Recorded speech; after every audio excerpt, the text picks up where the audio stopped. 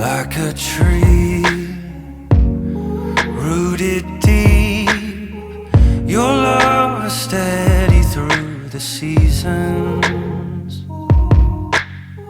This is Justin Cunningham with Roots of Eden podcast, and we're here with Pastor Dick Drumeller. And we already just recorded kind of a round one, just sharing a lot of the amazing things that are happening down at Crystal Brook Church. And I wanted to kind of go into a round two here, a part two of we had an amazing conference that Pastor Dick hosted, and with Mark Marshall down in at Crystal Brook Church called The Gathering in the Heartland. It was just so powerful. And I just loved how just the apostolic, just kind of equipping, and just like the fivefold ministry was kind of really the focus. And there was so much cross-pollination. There were like so many churches involved, and it was just so powerful because there was like no competition. It was just like spirit flowing, and it just really rocked my life and changed my life. And I know it impacted Pastor Dick, and I just want him to share a little bit about that cross-pollination, kind of the future of what we see with the fivefold ministry. And I liked how you kind of just like instilled that office of the prophet and some things like that. So I just really want to hear your heart and how you, share on that aspect of kind of like how that came about. Yeah, well, years and years ago, we used to host some conferences like that, but this one was different. And I believe we're in a different place and a different season, not only us, but I think of the body of Christ. And I think some of that, Justin, is being birthed out of frustration of just the reality that, the church hasn't really been what we believe the church is supposed to be. And we certainly haven't arrived, but we talked a lot about this shift, and you hear that a lot, but like we say, there has been a shift, I believe. And this gathering was kind of in that arena of just a shift and trying to understand and see what God is doing. But to me, it was very powerful. We had a number of churches, number of pastors from, kind of the 4-state area. And it was amazing because, like you said, one of the things that I believe with all of my heart, God is raising up leaders. And I think it's all centered about relationship. And at our gathering, we have people that have been in relationship for a long time, just like us and Mark and some of the others. And like I always tell people, that friendship eliminates competition. And yes. I believe true fathers, which is what we need, is true spiritual fathers. They always want their children and those coming up under them, in our case, like the Joshua generation, to not only do as good as they do, but go way beyond them. And like I always tell people, I want my ceiling to be their floor. And, and I love Bishop. We miss him a lot, Bishop Miller, but he would always say this. He would always say, your success is my honor. And so there was just a spirit of unity and a place that we've got to where, if we can help you, we want to help you. If you can help us, and we're just in this thing together. And I know that a lot of people talk about that, but I really, truly feel like I see it happening. I met with the pastor today, and I'm just saying, listen, how can we help you? And even to the point of, really focusing more on the fivefold, the apostolic. I believe God's raising up churches, local churches, that are going to have an apostolic mindset. And I've talked about it Sunday morning in the scripture where it says in Proverbs 11:24, there are those who scatter, and yet it leads to increase. But then there are those who try to withhold more than is right, and it leads to poverty. And I think a lot of what's gone on in the church, not necessarily even intentionally, but it became, how many can we get in here, and how big can we get? And those churches don't send out either. But to me, the mindset's shifted to, like I know where we are is like, we're beginning to go out. Our focus is sending and going, not coming. Now, we talked a lot about Sunday that the gathering and the coming is very important, but that's to prepare you for the going and the sending out. And so, and what we've seen through Hannah's house these last 10 years is not only people get free from their addictions, but now they have stabilized, they've matured. And now we're getting ready to send some of this Joshua generation out. And they're warriors, man. They've been to hell and back more than once, and they're not afraid of anything, and they're on fire. They're fire. I see the fire in you, Justin, and it's time to let this young generation, spread their wings. They were created to be eagles, and my heart, and I think the hearts of the fathers that God is raising up are fathers and mothers who are willing to not, to step back and make room for this Joshua generation, and there's just it's just really exciting. And then when it comes to the fivefold ministry, which was the focus of the conference, I really believe, I just honestly, I've been in the church and I've been a pastor since 1990, full-time pastor. I've been doing ministry since 1977 or something like that. That's a long time. But really, it's just in the last year or two, and I don't even know why. Maybe I'm just slow or whatever. But the reality that we've been trying to function, especially here in America, with just like most of the focus is on the pastoral ministry, and very few churches even believe that the apostolic ministry is even still valid for today, or the prophetic. And so what we did at this conference, we started with the prophetic, and on the Saturday night, it was an amazing time. We, identified who those people were that, and Mark Marshall, is the office of a prophet, but then other people are prophetic in different levels. But we identified those people in the congregation who we felt like had the gift of prophecy and were prophetic, and we actually brought them up, and it was an amazing thing, and anointed them, prayed over them, and we set them in that office, just like the fivefold ministry. And then of course, we had to do the same thing with the pastors, the same thing with the teachers, the evangelists, and so that's what's happening, and the focus, like we said, the shift, and many have heard this, is I call it from the pulpit to the pews, from the platform to the people. And what God is doing is wanting to identify the giftings, the treasure that's in the pew. And it's been there all along, but we've turned church into a spectator thing where all these treasures have just been there lining the pews, but now God is to open them up, and we're beginning to see what's in the house, like the woman, what's in your house? Well, there's all kind of treasure in churches, but they've just kind of been sitting there with the lid closed, And what's happening in this conference is about empowering the people and making room for them to actually spread their wings and soar, because these young generation, they're eagles. And if you don't make room for them to spread their wings and soar, they'll fly the coop. Because just like you, I know you're like on fire, and you need somebody to come along and say, Justin, and father you and mentor you, but come on, spread. It's your turn now. It's your time to rise and shine. So that's kind of what that was all about, and we're seeing that happening, and we saw these churches come together, and like you said, it was the most amazing thing. And the pastors are friends, and we're not in competition. I want the pastors to succeed. If we can help them, we want to help them, and that's a beautiful thing. And the world needs to see as the church as one, the church not competing, but cooperating and working together. So it was a beautiful time. It truly was a marked moment. And I know for me personally, God blessed that. And it had a profound impact on my life. And so I'm more committed to this than I ever have been. And so we're following through, and I met with Pastor today, and we're sending people out and the next few weeks, and then we're going to actually be taking teams from our church and going into the regions that we're in relationship with, not just any region, but I think the other thing is, it's like it's in our sphere of influence. It's where we have relation, or I call it relational equity, where we built relationships, and I think that's what God's doing. It's going to be more of a relational thing, and so anyway, it's very exciting, And we're just in the infancy stage and just taking our first steps, but it really is an exciting time, and I can't wait to see what God's going to do.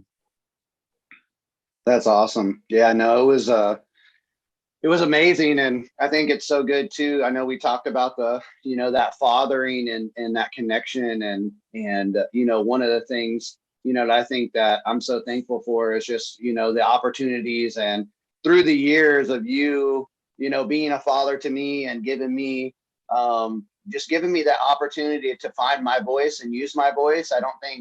I mean, almost every sermon I preach has been in your place, and you've always opened up and always let me try to exercise that gift. And so I've kind of always seen that just apostolic anointing that you have to allow other people to, just share what God is doing in them. And I think that's just so good. And I just see such an equipping taking place. And I love how it's not just an equipping of like, hey, here to learn about it. You're saying, hey, operate in it, do it. And so I was so encouraged by not only just the amazing giftings that a lot of these people and a lot of people don't know this, or maybe they do or don't, but I was a drug addict at some point in time. And so to see people that are pulled off the street and to see the recovery take place, and then to see the discipleship take place, and then see the equipping and the gifting, because these are all born gifts that were in the original creation and design that God had intended for them. And it's like I kind of see like you're that treasure hunter. You're like that apostolic treasure hunter that just really just finds the treasure in people and that they don't even know they have. And then you're pulling that out and then allowing them to operate in it. And I just think it's so powerful and of course there's been mistakes made and people that have fell, but I love how you say, and I always kind of steal a lot of your quotes, but the one quote you say is, it's not how many times you fall down, it's how many times you get up.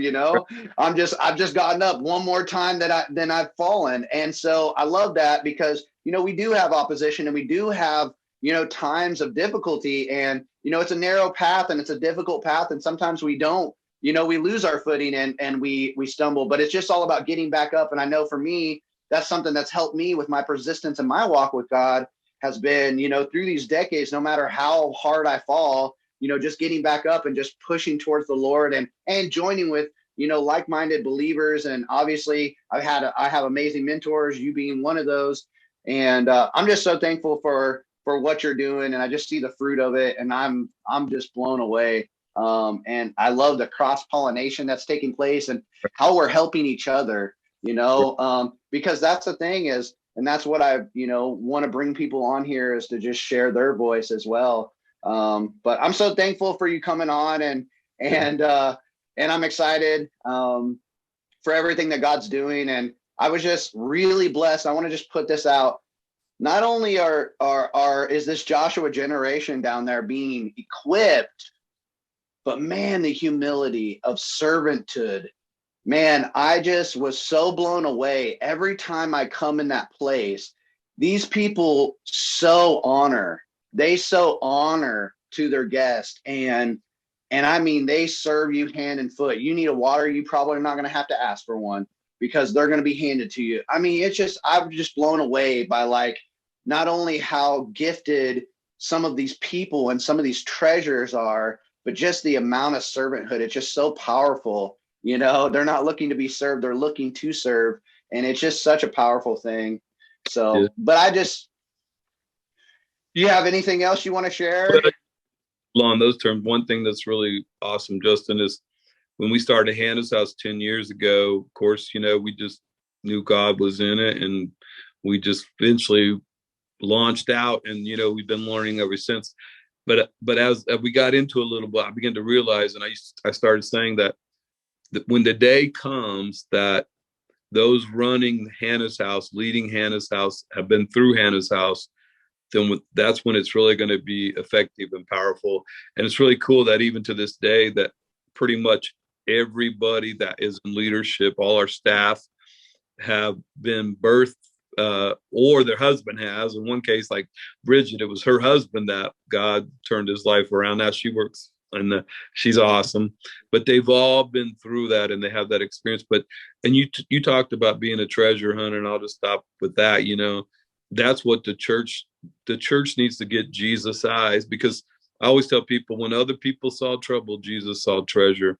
And sometimes treasure's buried deep, and you have to really go after it, and you have to be patient. And yet, I think that there's so many people that see trouble instead of treasure. And I thank God that, and I prayed that, give me your eyes, Jesus, because I believe that we need to start seeing the treasure that's all around us, because sometimes I think it's overlooked, and we're not making room and giving opportunity, for people even to fail, because, like, that's experience, and giving them a chance, and just maybe start slow. But so I just think it's amazing that this thing that started 10 years ago is just, and our church has changed. We have a young church. I mean, everybody's like, how do I get the young people to come to our church? Well, our church is 2/3 of them are 40 and under, and they're on fire, and they're, and it's just, so it's really a unique thing. And I know we're just scratching the surface, but as the months and years go by, my heart is to be able to take this little model, and we certainly haven't arrived, but we're on to something. God, and it's all God. God did this. I mean, I always tell people, I'm not that smart.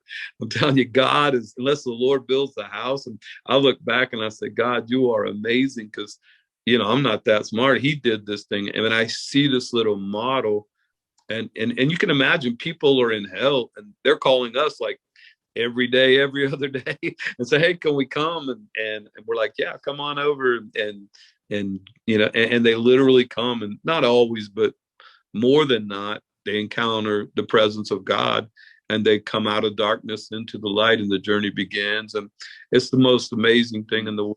It's changed our church. It's changed our lives. It's changed. I believe it's changing our community. It's definitely changed our neighborhood. So there's a little model that we can talk about some other time, but I'm excited we got on here, because listen, there's something going on in it, and it's not just here. We're just one little part of it, but around the world. But there has been a shift, and I believe that, just like I gave you that axe, and I'll say this and we'll stop, but I gave you that axe handle without the axe head on. I said, hey, Justin, go cut a tree down. And so we've been missing the axe head. We had no cutting edge in the church.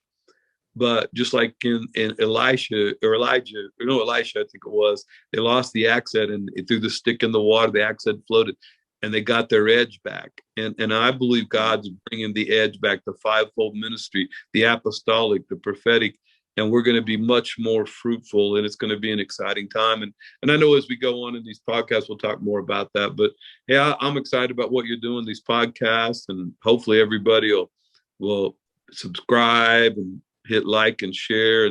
And this is just the beginning, but I know that's burning in your heart. So I just pray, if you're out there, that you'll hit subscribe and share. And I know Justin's going to be on here, and just sharing his heart. And what an exciting time to be a part of the kingdom of God. Absolutely. Well, thank you so much for joining. And we're going to definitely pick this up at another point in day, because we'll have many more episodes with Pastor Dick. Yeah. And just thank you so much for joining. And anyway, boom. See you later. Right on, sir. All right. Thanks. I love you, man. I appreciate you so much. Thank you so much. Yeah, I love it. I yes. That, and just all of us together, gathering people, and just like collect, because I think there's people out there that are frustrated with status quo stuff, and want to be. I think it's one thing that COVID did, man. It opened up this whole world of being able to actually use the technology in front of our hands to connect, because I feel the spirit in just what we're doing and what we're sharing right now. Yeah, I feel it. And we're not with each other, but we've been, it's like, it's been so hard, because I know the distance between us has really made it hard, because I'm only coming down there very little. So we only get to see each other a couple times a year, but I'm like, man, to be able to connect more and use this platform and the platforms of technology, man, I don't know what we've been doing sleeping, but man, the power of God's moving through these things right now. Yeah. I love it. all over the world. You know, never in the history of mankind have we been able to do what we can do with technology, and literally it's global. It's like the church around the world is connected like never before, and it's an exciting time, you know, to be a part of this. So anyway, all right, well, planted deep in taking hold.